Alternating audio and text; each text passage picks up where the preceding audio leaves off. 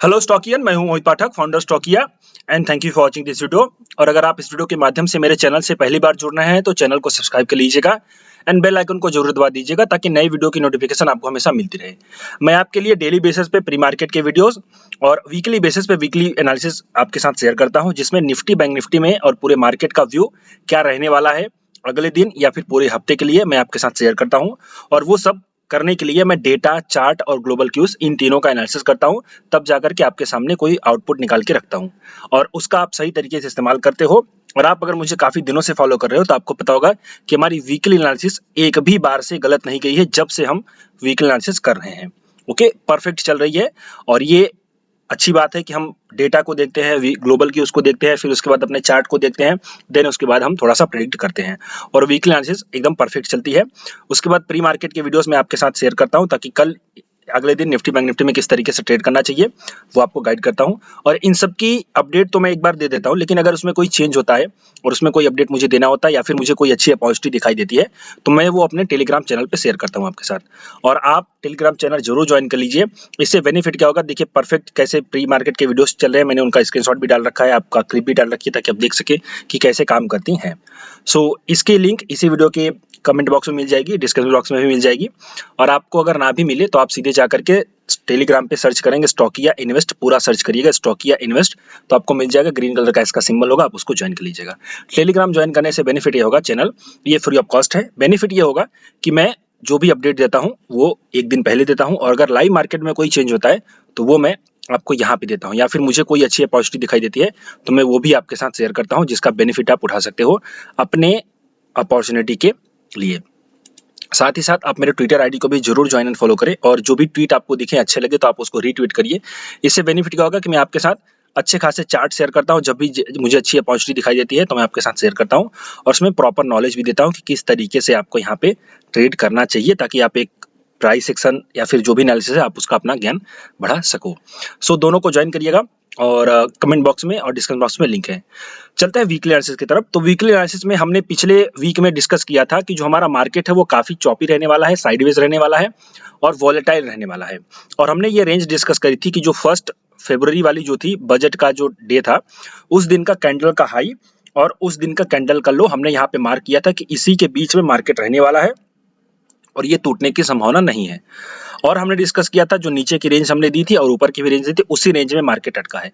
और मैंने आपके साथ ये भी सजेस्ट किया था कि आप अगर चाहो तो कोई ऑप्शन की स्ट्रेटजी लगा सकते हो, जैसे कि शॉर्ट स्ट्रेडल। और अगर किसी ने शॉर्ट स्ट्रेडल लगाया होगा तो उसको ऑलमोस्ट 150 प्लस पॉइंट से भी ज्यादा का बेनिफिट हुआ होगा। ओके, मार्केट हमारा परफेक्ट हमारी प्री मार्केट के हिसाब, जो हमारी वीकली एनालिसिस थी उसके हिसाब से रहा। और अब हम देखते हैं कि अगले वीक में कैसा हो सकता है। ओके, तो सबसे पहले आपको पता है मेरा फॉर्मेट ग्लोबल क्यूज का डिस्कस करते हैं। तो ग्लोबल क्यूज अगर मैं बात करूं तो वैसे ग्लोबल क्यूज करने का कोई खास मतलब है नहीं, बट फिर भी हम करते हैं क्योंकि अभी मार्केट जो है ग्लोबल क्यूज की वजह से नहीं चला है। अभी मार्केट थोड़ा सा अपने हिसाब से चला है, ग्लोबल क्यूज को फॉलो नहीं कर रहा है। तो सबसे पहले अगर मैं ग्लोबल क्यूज में डॉलर इंडेक्स को देखूं, डॉलर इंडेक्स आपका जो है 103, तो डॉलर इंडेक्स थोड़ा सा ऊपर हुआ है। डॉलर इंडेक्स ऊपर होने का फायदा, नुकसान ये होता है हमारे मार्केट में। फायदा तो ये होता है कि ग्लोबल मार्केट के लिए लगभग ठीक ठाक है, मतलब डॉलर्स के इन्वेस्टर्स के लिए फायदा होता है, बट हमारी मार्केट के लिए इसका उल्टा इफेक्ट होता है, यानी नेगेटिव होता है। तो जो लोग नए हैं वो ग्लोबल क्यूज क्या है उनको समझे थोड़ा सा, ताकि आप लोग समझ सको मार्केट में कैसे पार्टिसिपेट किया जाता है। अगर हमारा डॉलर का इंडेक्स जो है वो 103 है, अभी इसने लो लगाया था ऑलमोस्ट 100 के आसपास, तो अगर ये बढ़ेगा तो हमारा मार्केट को ये नेगेटिव इफेक्ट करता है, यानी हमारा मार्केट गिरेगा।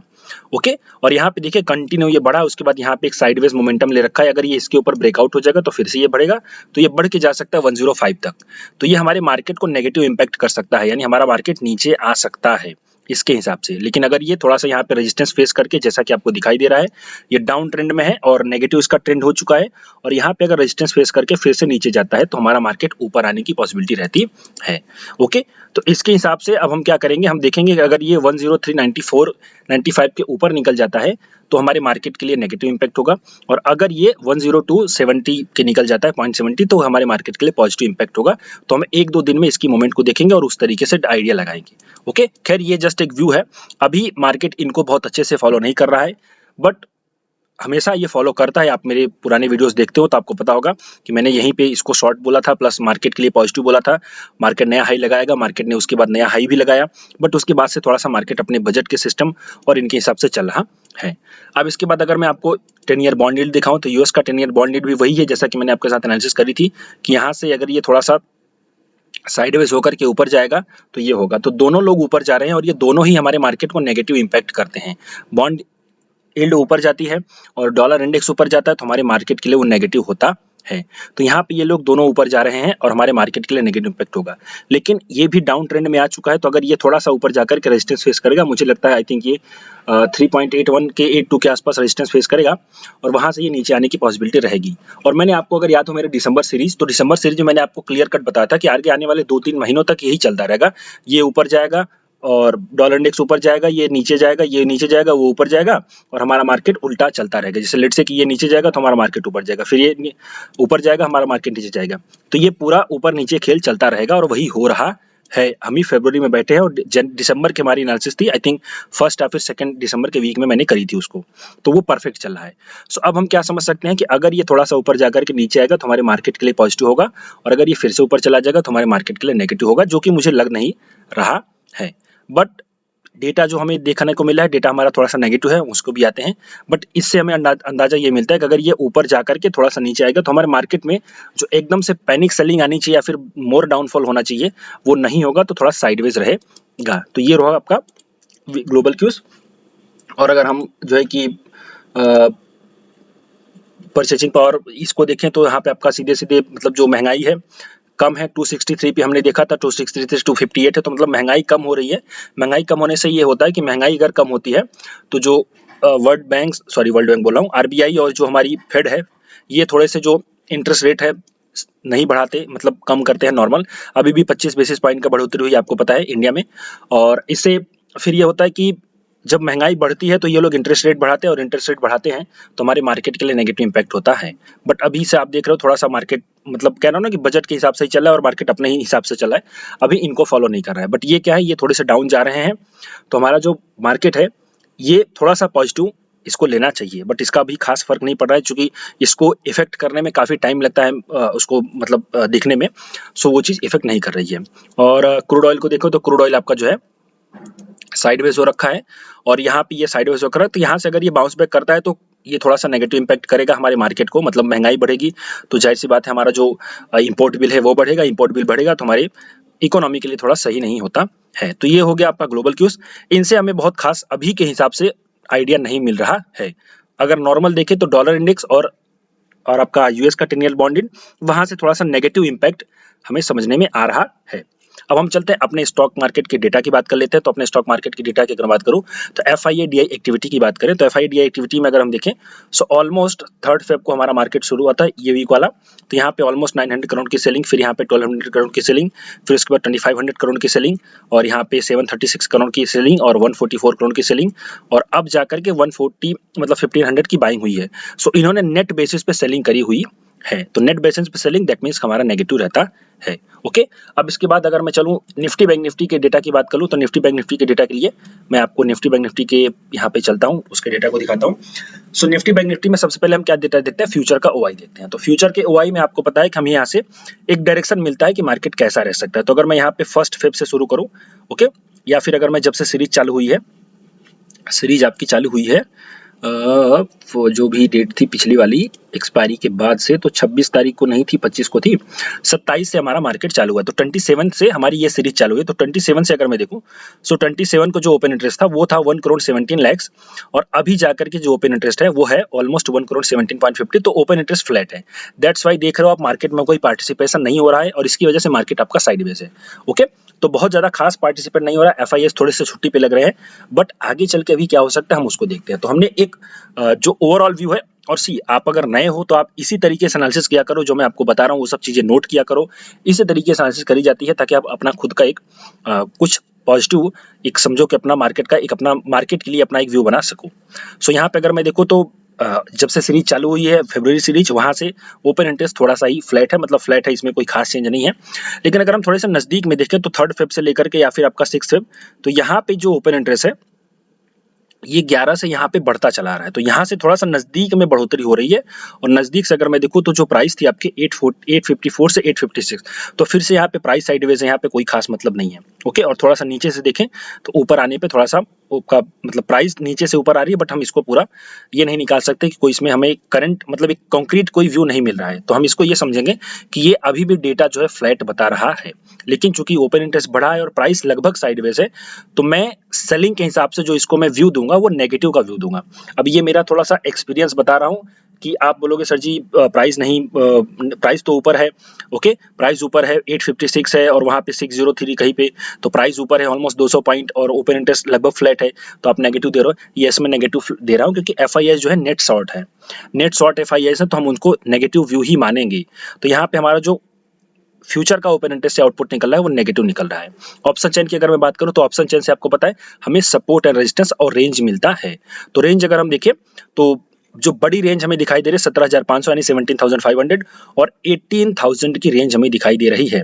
लेकिन अगर मैं देखूं तो मैंने आपको पिछले वीक में भी एनालिसिस करके बताई थी 17,800 का अगर ओआई बढ़ेगा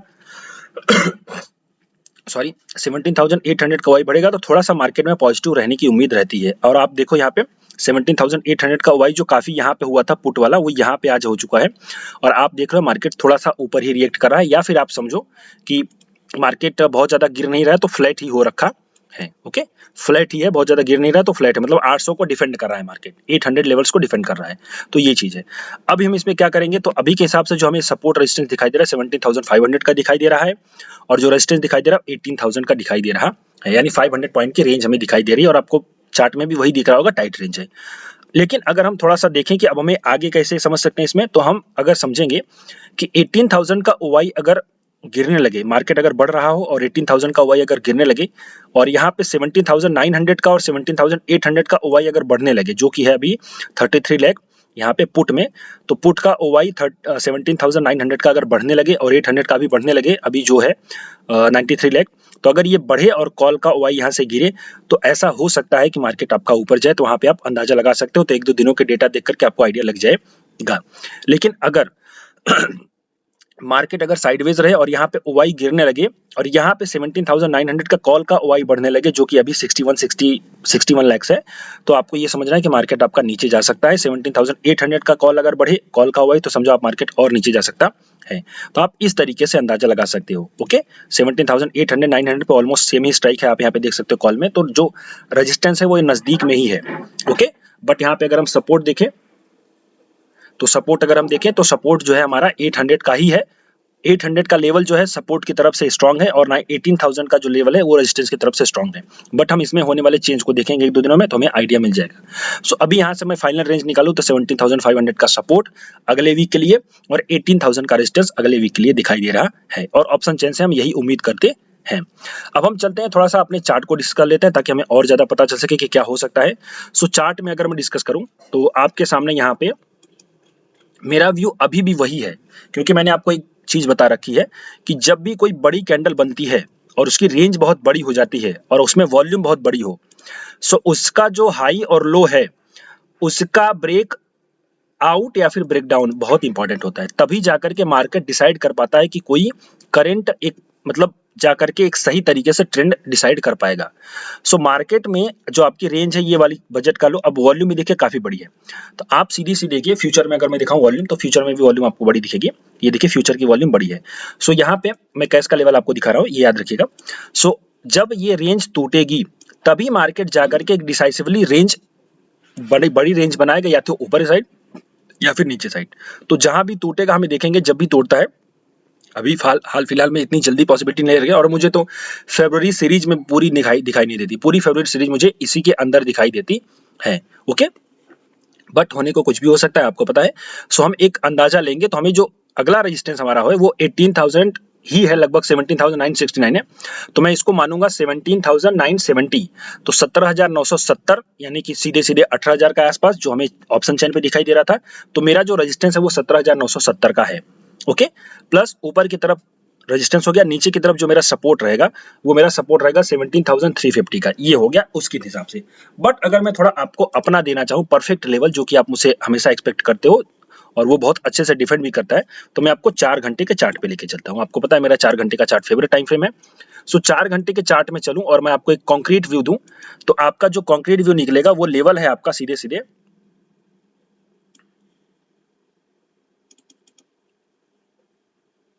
18,250, 18,250, 18,250 मुझे तोड़ता हुआ नहीं दिखाई देता और आप 18,250 को इस सीरीज के लिए यानी कि इस वीकली सीरीज के लिए फाइनल रेजिस्टेंस मान के चलोगे। 18,250 टूटने की उम्मीद नहीं दिखाई दे रही है, आप उसको ही मान के चलो। ये मैं सिर्फ आपको बता रहा हूं, मैं गलत हो सकता हूं। ओके, मैंने आपको व्यू भी दिया है कि अगर मार्केट ऊपर जाने लगे और कॉल का वाई गिरने लगे तो आप वहां पे फिर इसको डिफेंड नहीं करोगे, अदरवाइज नॉर्मल अगर चीजें हैं तो आप इसको डिफेंड करोगे, ये बात याद रखिएगा। मैंने आपको ये भी बताता हूं कि भाई ये मेरा रेजिस्टेंस है, ये सपोर्ट है, और साथ ही साथ वो टूटेगा कि नहीं, वो काम करेगा कि नहीं, मैं आपको वो भी बताता हूं। आपको वाई देखने से पता चल जाता है। तो मैं दिशा भी देता हूं और दशा भी बताता हूं, दोनों आपको दिखाता हूं। सो पॉइंट यहाँ पे याद रखिए, 18,250 का हमारा जो रेजिस्टेंस है वो टूटने की उम्मीद नहीं दिखाई देती है। तो 18,250 इसके आसपास आए पे हम सेलिंग अपॉर्चुनिटी देखेंगे तो सेल करेंगे। और जो मुझे नीचे की तरफ सपोर्ट दिखाई दे रहा है, वो सपोर्ट मुझे दिखाई दे रहा है आपका सीधे सीधे ये वाला, ये 17,436। सो 17,430, सो 17,430 का जो मुझे नीचे की तरफ रेजिस्टेंस दिखाई दे रहा है, सॉरी सपोर्ट दिखाई दे रहा है, वो सपोर्ट रहेगा। सो ऊपर की तरफ 18,250 और नीचे की तरफ 17,430 का मुझे दिखाई दे रहा है पूरा प्रॉपर अगले वीक के लिए रेजिस्टेंस और सपोर्ट। ओके, और इन दोनों के ऊपर ही अगर मार्केट ऊपर नीचे हुआ तो ही जाकर के एक बढ़िया व्यू आएगा, अदरवाइज मार्केट आपका इसी के अंदर खेलता रहेगा। वॉलेटिलिटी अभी भी एक्सपेक्टेड है, जो व्यू है वो डाउन है। ओके, तो मैं आपको फाइनल अगर आउटपुट निकालो तो जो व्यू है हमारा अगले वीक के लिए वॉलेटिलिटी है प्लस बेयरिश, तो वॉलेटिलिटी प्लस बेयरिश रहेगा। रेजिस्टेंस और सपोर्ट मैंने आपको बता दिया है और इनके हिसाब से आप ट्रेड करोगे। ओके, तो ये रहा आपका वीकली एनालिसिस। और अगर आपको अच्छा लगा हो, लर्निंग मिली हो, तो आप डेफिनेटली इसे लाइक करिए, अपने दोस्तों के साथ शेयर करिए और चैनल को सब्सक्राइब करिए और टेलीग्राम चैनल को ज्वाइन करना मत भूलना। और अगर आप मुझसे सीखना चाहते हैं, ओके, अगर आप मुझसे सीखना चाहते हैं तो आप हर महीने मेरी बैच चलती रहती है। इस महीने 15 फेब को नई बैच चालू हो रही है, तो आप उसको ज्वाइन करिए। देखिए, ये वीडियो में मैंने पूरी डिटेल दे रखी है, आपको अच्छा लगे तो आप ज्वाइन करिएगा। और बहुत ही नॉमिनल फीस है, आपको काफ़ी कुछ सीखने को मिलेगा। सो ज्वाइन, एंड अभी के लिए इतना ही। Thank you and wishing all the best.